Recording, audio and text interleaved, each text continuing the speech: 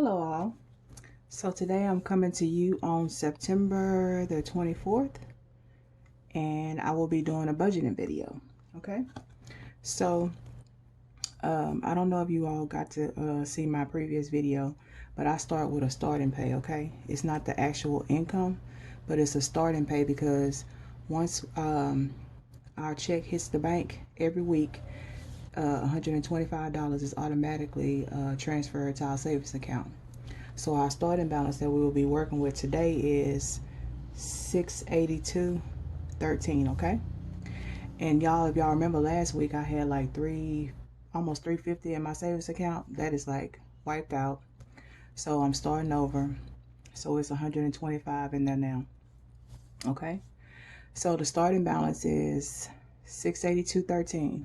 Now, for those that don't know, I try to keep $825 in our bank account every week for our bills because our monthly bills so far is $3,300. So I try to keep $825 in the bank.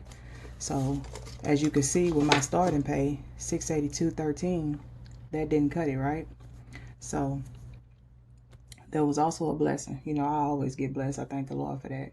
But our mortgage payment is usually $1,400 a month. But this month we got a surprise because during that moratorium, you know, all this craziness that's been going on for this, 2 years almost, I think. They had like a moratorium on mortgages and stuff, but I was still paying what I could pay. So I found out yesterday that we only owe 105 for this, 105 and some change for this month. So that's a blessing. So this is what happened with the 682.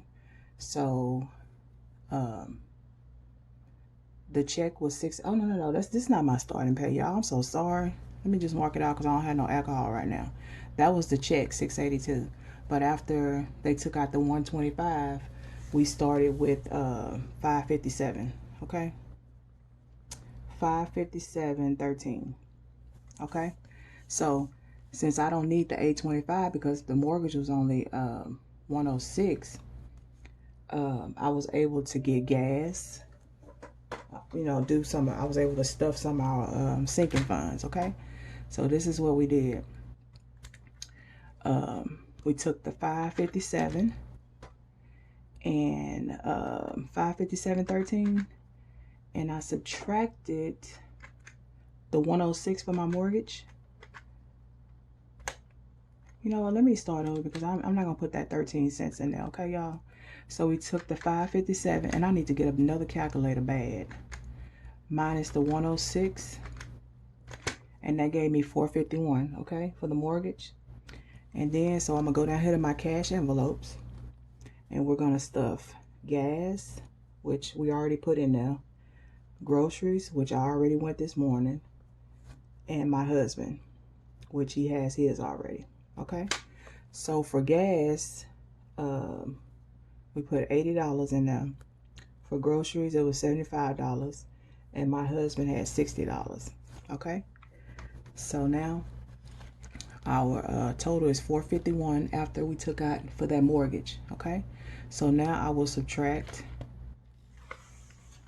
the $80 for gas, which left us $371, and then groceries, $75, and then for my husband to put in his pocket.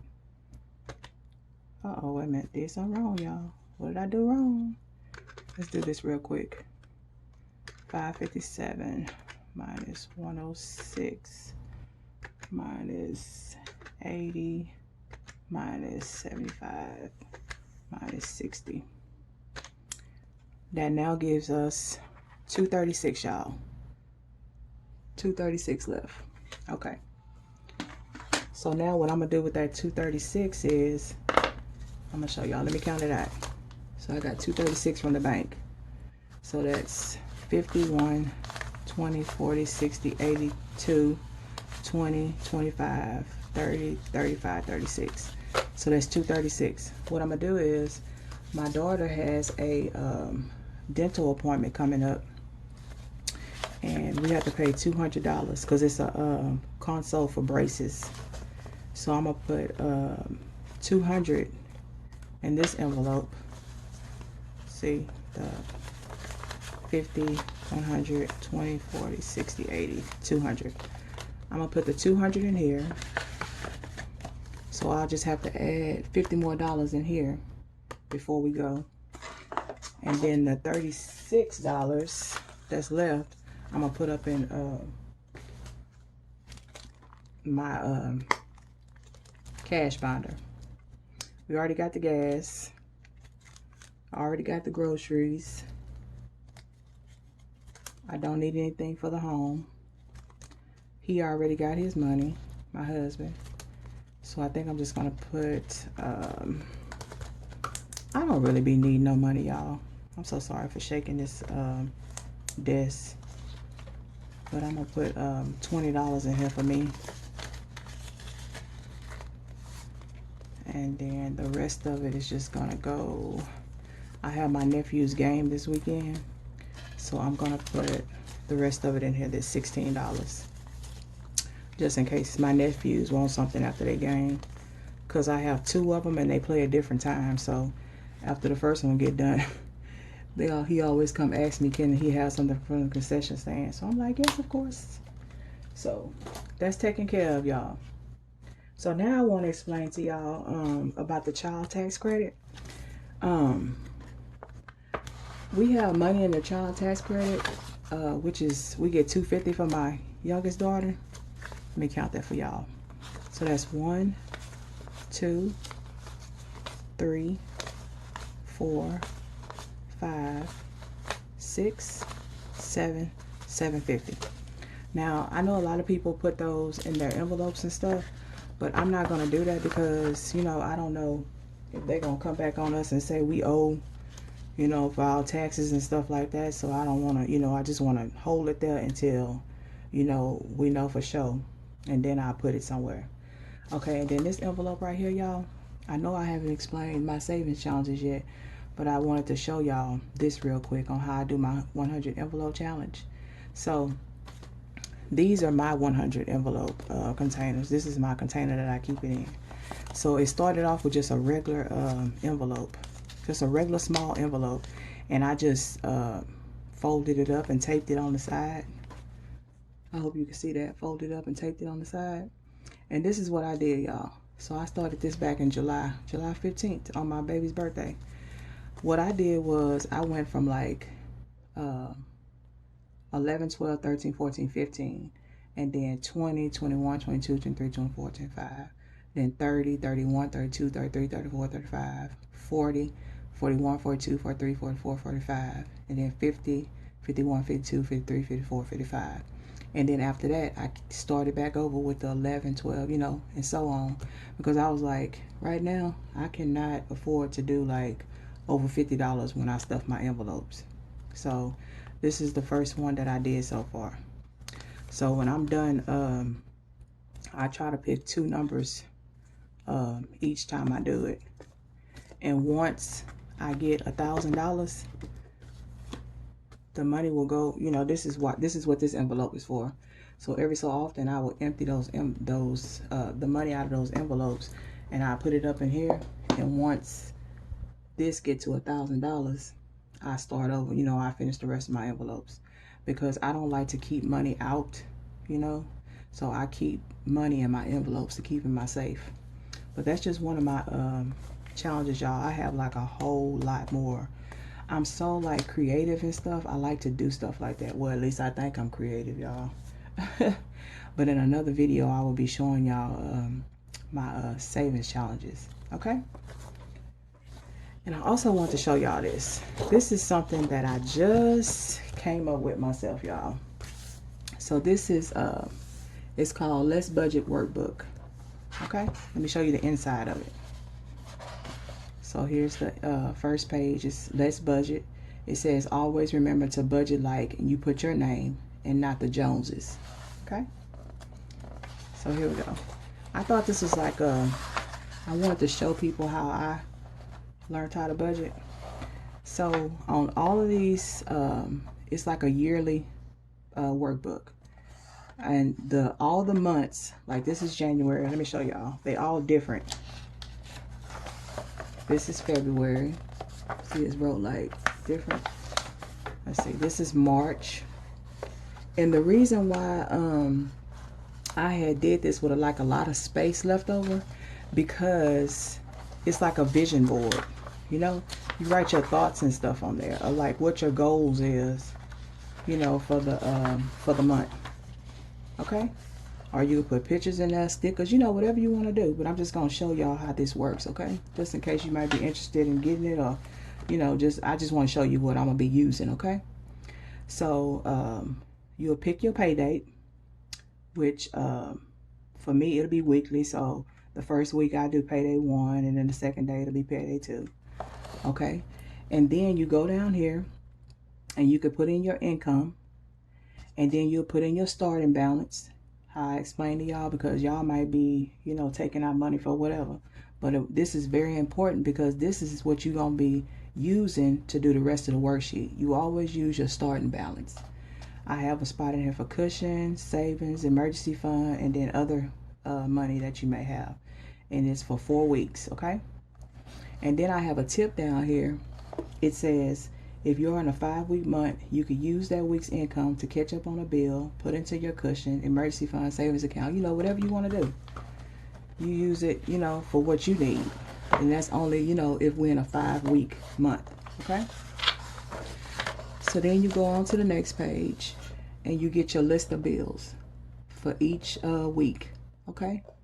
And then down here, you will write in, like if you're working on week 1, you will write in your bill total for week 1, and you will go back and see what your starting balance was for week 1.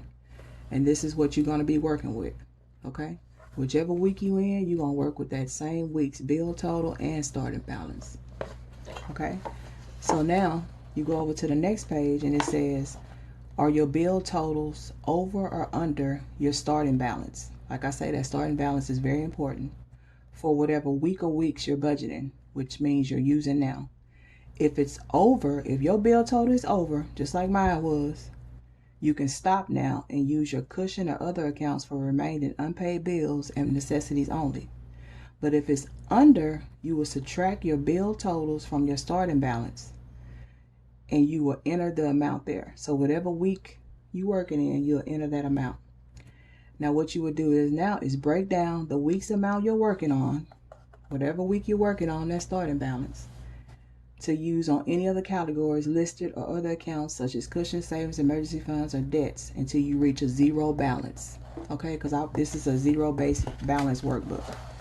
So now once you enter this amount right here, we're working in week 1, okay? You enter that amount right here. That amount is very important now to go on with the rest of your workbook.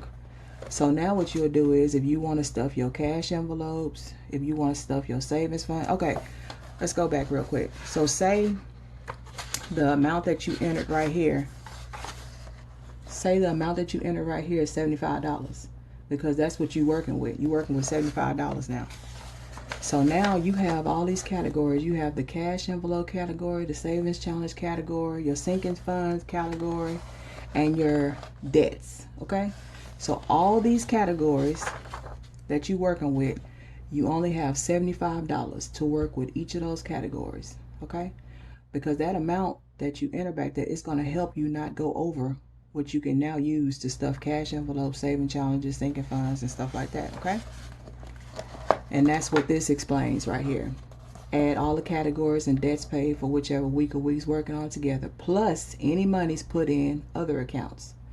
But you have to remember, if you put money in other accounts before your starting balance, do not add those, because you put those in before you got your starting balance. So don't put those. Only add monies in there from other accounts that you use when you got that $75, okay? So if you want to put money in cushion, like say for instance, okay, you got $25 in your cash envelopes, you got $25 in your sinking funds, that leave you $50, okay? So now if you want to put money in your cushion, you can only put $25, right? Because that'll equal out to $75. But always remember, your ending balance should be 0, because this is a zero-based budgeting workbook. And then over here, I just put like a guide. Like this is just a guide, y'all. You can do like your cash breakdown. This is for your cash envelopes right here. And then this is for the sinking funds, debt saving challenges. It's just a guide, y'all. It's just a guide. And then the last page is just like a monthly review. And then list any changes or concerns you may have. And then you start with the next month. Okay? But you work with this. You work with this workbook for the whole month. Okay? Because like I say, it has the 4 weeks. You know, for each category that you need. It has the 4 weeks that you need to work with. And then you'll just move on to the next month after that month. So this book could be used for weekly, bi-weekly, or monthly. And I will try to have it linked down below, y'all. I'm just starting off with this YouTube. So, you know, once my daughters get here, they'll be able to really show me how to do it. But just let me know if I can't put the link down. I will let you know where I got this from, you know, if you are interested in it. But anyway, I hope this video was helpful. And I will come back. Probably my next video will probably be the savings challenges that I'm going to be doing. Thank you all so very much.